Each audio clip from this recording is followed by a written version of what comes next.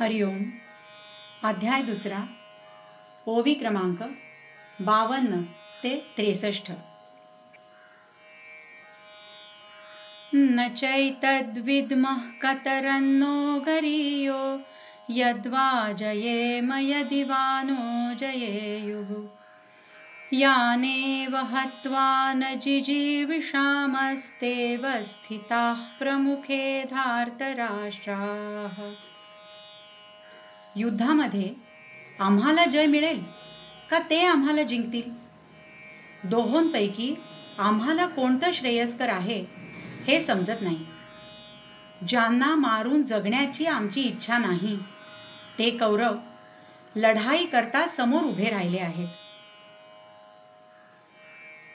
ये रवी माझ्या चित्ती जे होते ते मी विचारूनी बोलिलो येथे.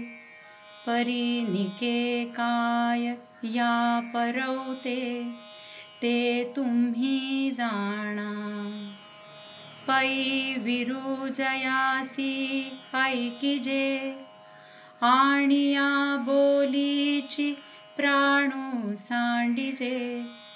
ते एथ संग्राम व्याजे उभे आहाती. आता ऐसे याते वधावे की अव्हेरुनिया निघावे. या दोहो माझी काय करावे ते नेणो आम्ही.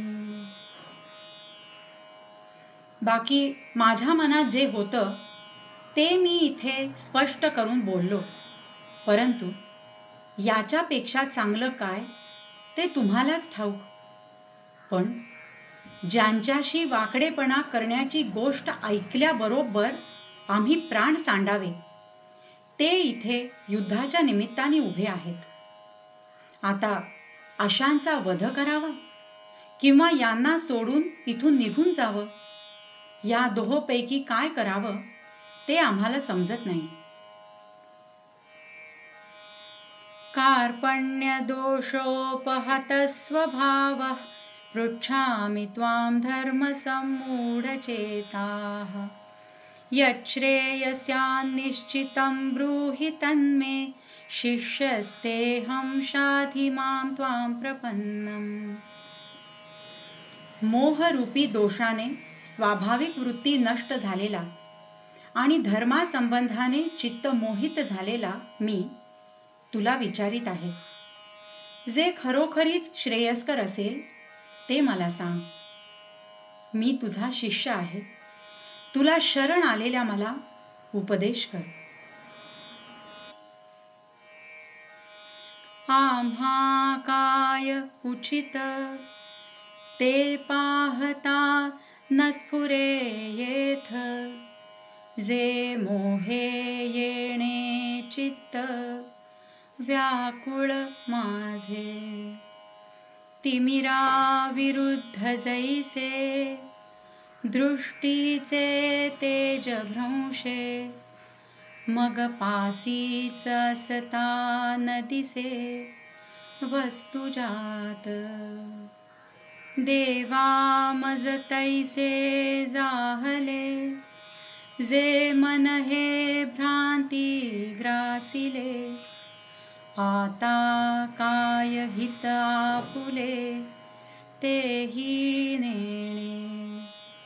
तरी श्रीकृष्णा तुवा जाणावे निकेते आम्हा सांगावे.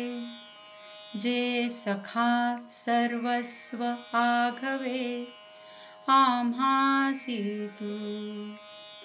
तू गुरु बंधु पिता तू आमुची इष्ट देवता. तुची सदा रक्षिता आपदी आमुते. जैसा शिष्या ते गुरु सर्वथा नेणे अव्हेरू. की सरिता ते सागरू त्यजी केवी.